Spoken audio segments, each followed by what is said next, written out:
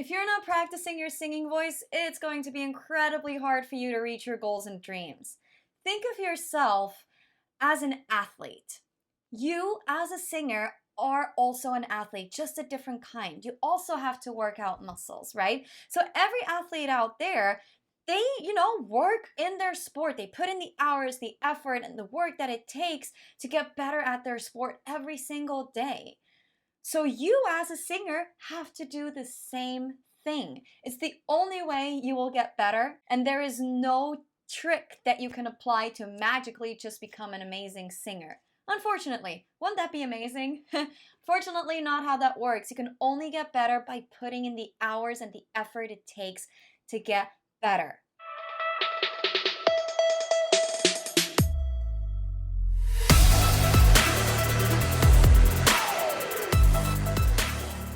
Hey there, my name is Lara Chapman, and I'm the founder of VoxTape Studios. Today, we're going to look at what makes a good practice room and why having a good practice room is important. Before we get started, make sure you give this video a big thumbs up and click the subscribe button below so you won't miss out on any future amazing singing videos.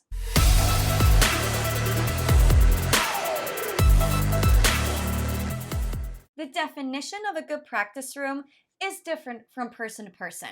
It really depends on your preferences and what you like to have in a practice room, okay? But in general, here are some things that make a good practice room. First and foremost, and most importantly, it is important that you are in a space where you feel comfortable. You want to be able to try everything you want without ever thinking or feeling like you are being judged, right? Usually, for most people, that means being in a room where nobody else can hear you, right? Because sometimes when you learn how to sing, you would do odd and weird and just crazy exercises, but sometimes you have to do weird things to get better, right? Try a new approach, try out different things.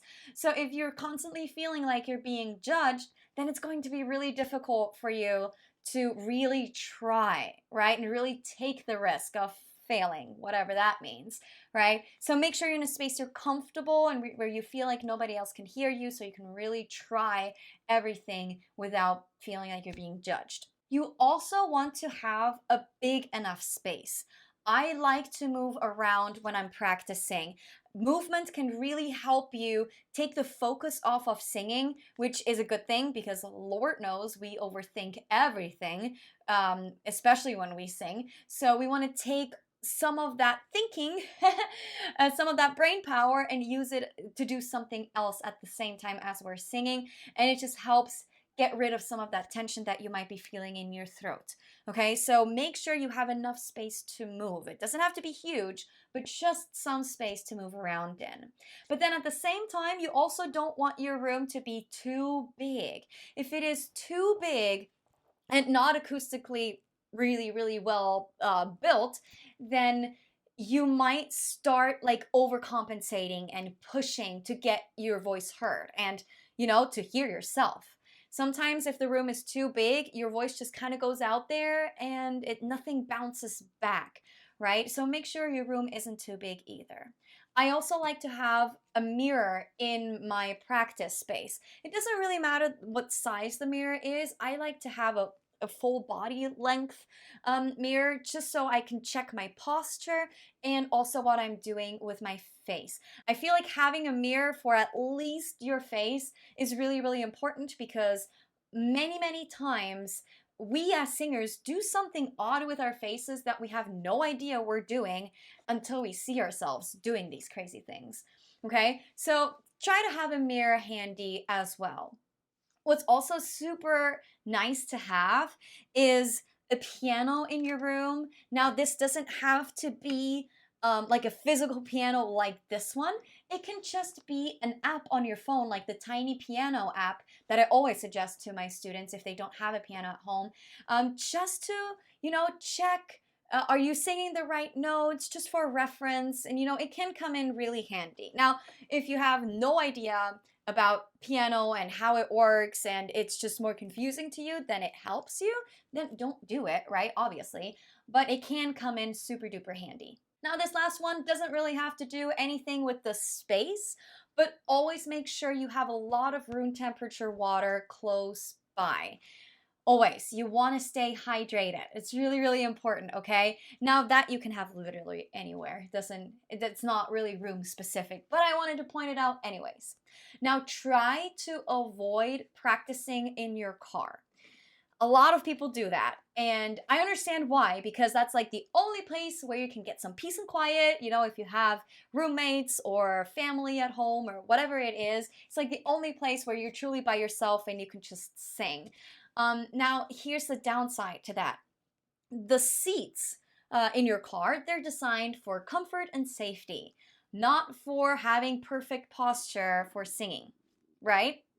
So when you are sitting in your car, your posture is horrible. You're just kind of like leaning in there, just driving, right? Really, really not good. So you start pushing and compensating, and leads to not good things. So try to avoid practicing in your car. Now, I'm not saying don't sing in your car ever, because I would not be following my own advice in that case.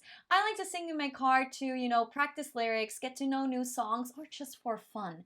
But I'm not necessarily doing any exercises in the car, right? Any scales or whatever it is to improve my voice, right? So try to avoid practicing in the car. Having a good practice space is so important, because if you feel like you're being judged, or if you feel like you can't try something full out, then you're not going to, right? And you have to take risks. You have to try. You have to just go for it when you learn something new.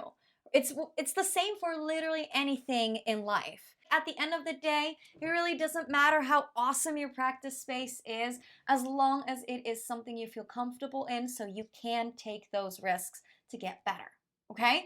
Now, I understand that many people don't have the luxury of having an amazing private practice room where nobody else can hear you. I totally understand that. I've been there. I was a college student at some point as well. At some point, you're just going to have to get over yourself. Remember that you are just practicing. You are not giving a performance, and that you're actively trying to get better, right? So there's no need for you to feel like you're being judged by whoever is listening. And at the same time, the people that can actually hear you practice don't care. Most of the time, they're not even listening, because they have their own lives, right? They want to get on with their own lives. They're watching a TV show, they're cooking, they're doing something, whatever it is they're doing. They're most likely not even listening to you. So they don't care what you sound like and what you do with your voice. It really, really doesn't matter, okay? So get over yourself. It is okay. I know, I understand. It's really uncomfortable in the beginning. But again, the only way to get better at singing is by practicing. And, by doing it over and over again, by practicing over and over again, even if other people can hear you and it makes you feel a little bit uncomfortable, eventually you will feel fine about it, and it won't be a big deal anymore, and you'll just go for it. So that's what makes a great practice space to me. Now, at the end of the day, it doesn't matter where you practice, how awesome your practice space is. It only matters that you do practice. Have fun hunting for a good practice space where you feel comfortable, and practice as much as you can.